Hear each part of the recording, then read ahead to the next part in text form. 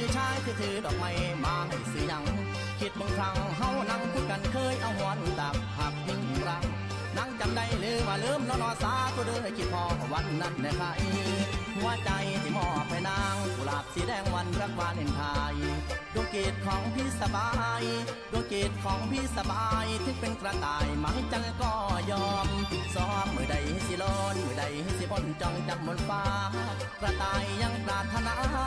กระต่ายยังปรารถนาวันไหนจะท่าจะหล่นลงเตือนไม่สิ้นชีวิตขอ